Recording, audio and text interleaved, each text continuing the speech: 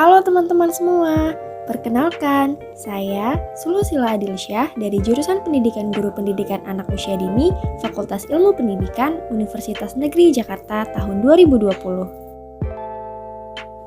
Dalam video ini, saya akan menjelaskan mengenai 4 teori belajar, yaitu teori behavioristik, teori kognitistik, teori humanistik, dan teori konstruktivistik, serta penerapannya dalam pendidikan anak usia dini.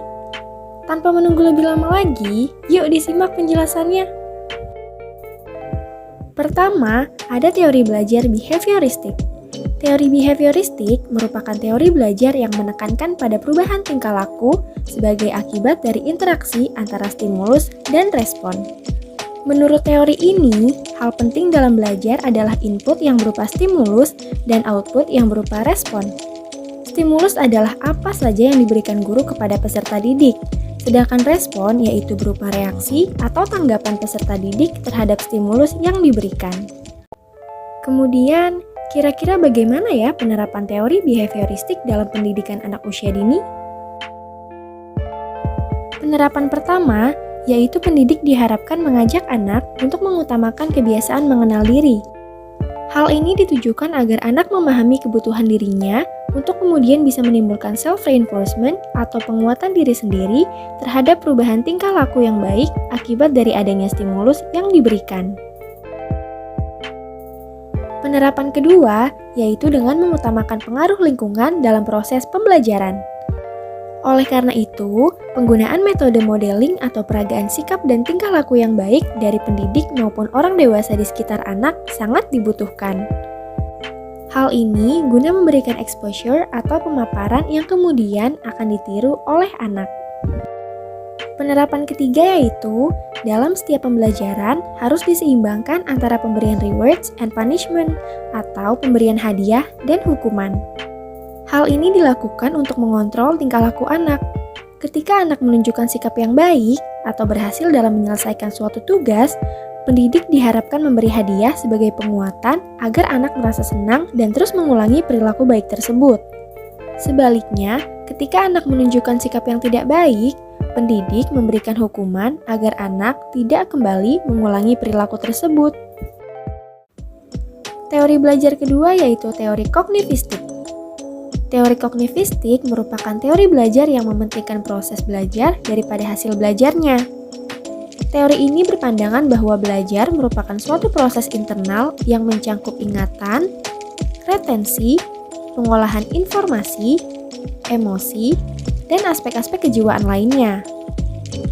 Lalu, bagaimana ya penerapan teori kognitistik dalam pendidikan anak usia dini?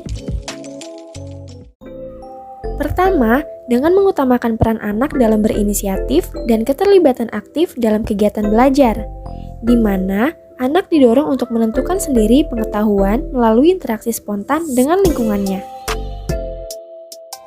Kedua, yaitu memaklumi akan adanya perbedaan individual dalam hal kemajuan perkembangan.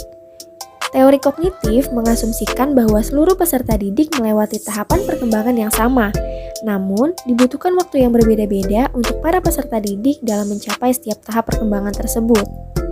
Oleh karena itu, guru harus melakukan upaya untuk mengatur aktivitas dalam kelas yang terdiri dari individu-individu ke dalam kelompok-kelompok kecil peserta didik daripada aktivitas dalam kelompok klasikal. Penerapan ketiga dengan menggunakan benda-benda konkret dalam proses pembelajaran, di mana anak usia dini akan menerima proses pembelajaran bermakna dengan mengaktifkan seluruh panca indera mereka untuk mengobservasi benda-benda konkret yang diberikan. Penerapan keempat yaitu dengan mengutamakan peran peserta didik untuk saling berinteraksi, di mana menurut Piaget, pertukaran gagasan-gagasan tidak dapat dihindari untuk mengembangkan kemampuan penalaran pada anak. Teori ketiga yaitu teori belajar humanistik. Teori belajar humanistik adalah proses memanusiakan manusia, di mana seorang individu dapat menggali kemampuan dan potensi dirinya untuk diterapkan dalam lingkungan. Lalu, kira-kira bagaimana ya penerapan teori humanistik dalam pendidikan anak usia dini? Penerapan pertama, pendidik dapat memberikan rewards dalam bentuk hadiah, pujian, atau pengakuan kepada anak yang telah berhasil mengerjakan suatu hal.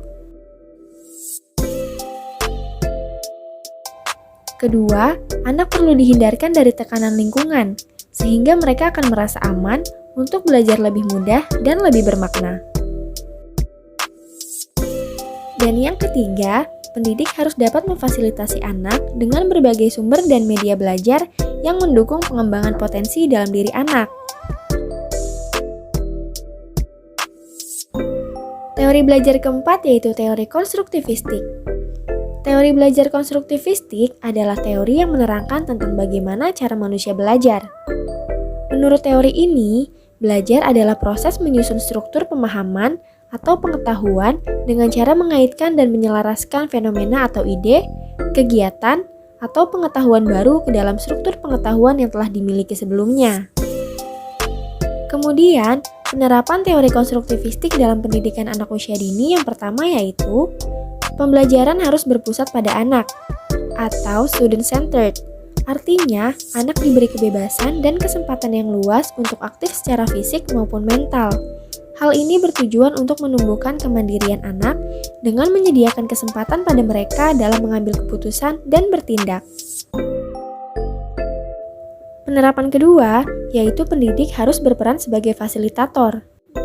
Dalam pembelajaran konstruktivistik, pendidik berperan membantu agar proses pengkonstruksian pengetahuan oleh anak berjalan lancar.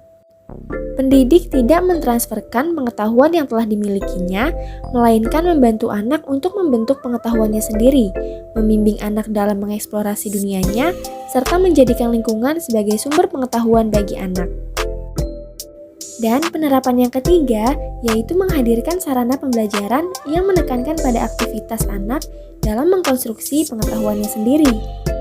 Segala sesuatu yang digunakan dalam pembelajaran seperti bahan, media, peralatan, lingkungan, dan fasilitas disediakan untuk membantu dalam proses pembelajaran.